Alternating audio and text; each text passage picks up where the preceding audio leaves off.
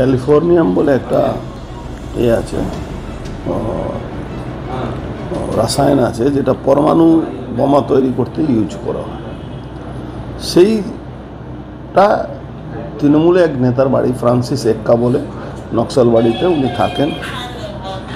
এইটা এমন একটা কেমিক্যাল, এমন একটা মানে পার্ট, 1 গ্রামের দাম 17 কোটি টাকা।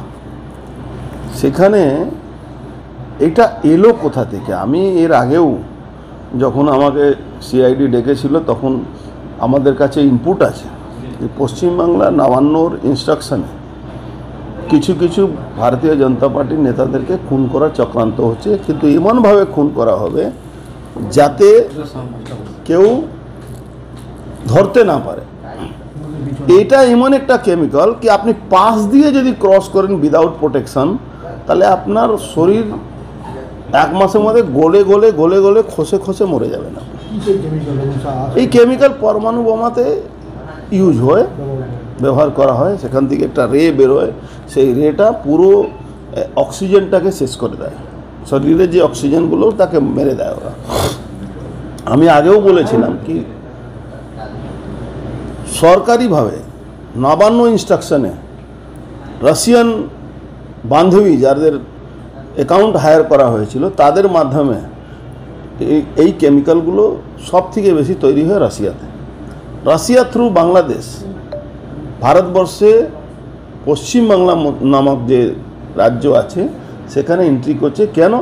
এখানকার পুলিশ প্রশাসন, এখানকার স্টেট এজেন্সি পুরোপুরি জিহাদিদের সঙ্গে আছে, যারা যে কোনো প্রকারে যেভাবে বাংলাদেশকে তারা আজকে হিন্দুদেরকে তাড়াচ্ছে, পশ্চিমবাংলা থেকে আগামী দিন হিন্দুরা থাকতে পারবে না, তার পরিকল্পনা করার জন্য যে যে মুখ প্রতিবাদী মুখ আছে তাকে বন্ধ করে দাও।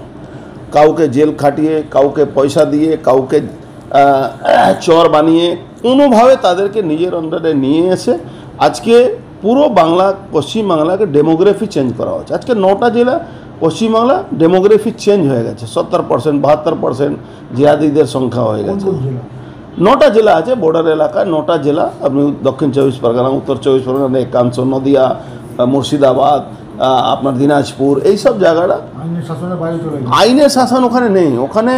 ওখানে জিহাদিদের শাসন চলছে, ওখানে পুলিশ কিচ্ছু বলে না। আপনি কালিয়াগঞ্জ চলে যাবেন, মালদাতে কালিয়াগঞ্জ বলে একটা যেরকম আফগানিস্তানে অস্ত্র রেখে ওপেন দোকানে বিক্রি হয়, সেখানে ওখানে অস্ত্র বিক্রি হয়। ওখানে জালি নোট, ওপেন ভারতবর্ষের নোট, জালি নোটকে ওখানে নিয়ে এসে বিক্রি করা হয়। আজকে নবান্ন ছাড়া এখানকার এসটিএফ, সোকাল যাকে এসটিএফ বলে, এসটিএফ কি করছে? মমতা ব্যানার্জি যখনই বলেন অস্ত্র উদ্ধার করতে হবে, তখন কোনো লেথ মেশিনের মালিক সঙ্গে গিয়ে টাকা দিয়ে তাদের থেকে 10টা মেশিন তৈরি করে ওটা দেখিয়ে দেয়, বা কোনো অপরাধীদের যাদের সঙ্গে ওদের যোগসাজ আছে তাদেরকে দিয়ে কিছু অস্ত্র উদ্ধার করে, সেটাও হ্যান্ডমেড অস্ত্র, কোনো ভালো অস্ত্র উদ্ধার করতে পারে না। যে রাজ্যে জিহাদিরা লুট করার জন্যে, ডাকাতি করার জন্যে তৃণমূলের কাউন্সিলরকে, তৃণমূলের নেতাকে খুন করতে পারে, আজকে জগদ্দলে কি হলো? আজকে সুকান্ত ঘোষকে হামলা করবে, ও তো বেচারি বেঁচে গেছে, আমার বিরোধী হতে পারে, কিন্তু ওর তো মৃত্যু নির্ধারিত ছিল, ওকে তো মেরেই দিয়েছিল। সুশান্ত ঘোষকে কেন মেরে দিয়েছিল? ও জিহাদি ওখানে যে আছে যারা ওই জাভেদ খানের পরিবারের লোকেদের বিরুদ্ধে ও তোলা তুলবে কেন? আমরা কেন তোলা তুলব না? আজকে আপনি দেখেছেন ক্যালকাটা কর্পোরেশনের মেয়রের সঙ্গে দিনরাত যে ঘুরে বেড়ায়, সেই লোকটা আজকে ওখানে অফিসারদেরকে, ক্যালকাটা কর্পোরেশন অফিসারদেরকে মারধর করছে। তাহলে জিহাদিরা যেভাবে আস্তে আস্তে আস্তে আস্তে বাংলাকে গ্রাস করছে, কালকেই আমরা দেখেছি বাংলাদেশে হিন্দু নিধন হচ্ছে, হিন্দু সংগঠনগুলো, রামকৃষ্ণ হিন্দু সংগঠনগুলো, ইস্কন সংগঠনগুলো কালকে ওখানে একটা আন্দোলন করতে যাবে ডেপুটি হাই কমিশনার কাছে, সেখানে লাঠিপেটা হচ্ছে। আর জিহাদিদেরকে নিয়ে আসার জন্যে সেফ প্যাসেজ দেওয়া হচ্ছে। কালকে আমাকে যখন ভবানী ভবন ডেকেছিল, 20 মিনিট এসএসকেএম আর এর কি নাম ওই রেসকোর্সের ওই মোড়ে 20 মিনিট আমার গাড়ি দাঁড়িয়েছিল, 20 মিনিট ধরে ওদের গাড়ি পাস করানো হচ্ছিল। তার মানে ভাবুন, বাংলাদেশকে জিহাদিদের হাতে তুলে দিচ্ছেন শুধু ভোট ব্যাংকের জন্য। রাষ্ট্রের ক্ষতি, দেশের ক্ষতি, মানে এটা তো কেন্দ্র সরকারকে এর মধ্যে হস্তক্ষেপ করা উচিত আছে। আমি বলছি ইমিডিয়েট 356 এখানে 355-56 না লাগু করলে বাংলাদেশের 2026-এর পরে কোনো হিন্দু এখানে থাকতে পারবে না, ভোট দিতে পারবে না, এটা নিশ্চিত আছে। বাংলাদেশে তো হিন্দু বিপন্ন, হিন্দু বিপন্ন শুধু না, বাংলাদেশের হিন্দুদেরকে বাংলাদেশ ছাড়তে হবে এই পরিকল্পনা করে ওখানে।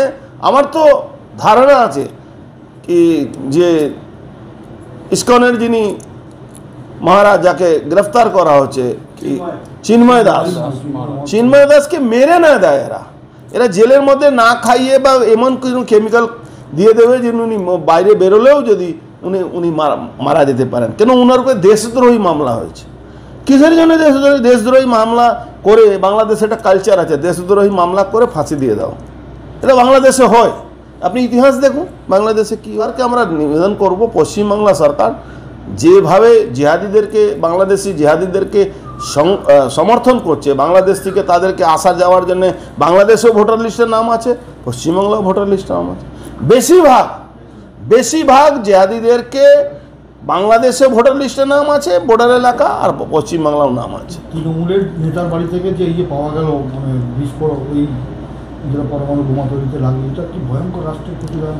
ভয়ঙ্কর ক্ষতি, এটাকে খুব সিরিয়াসলি দেখতে হবে। আপনি বুঝুন, জেনারেলি পাবলিক প্লেসে কোনো সেনাবাহিনী কোনো হয় না, মানে অ্যাকশন হয় না।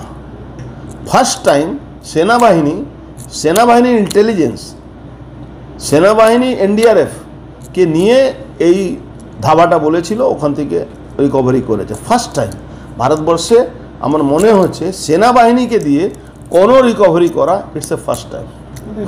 রাষ্ট্রদ্রোহিতার কাজ 100% রাষ্ট্রদ্রোহী।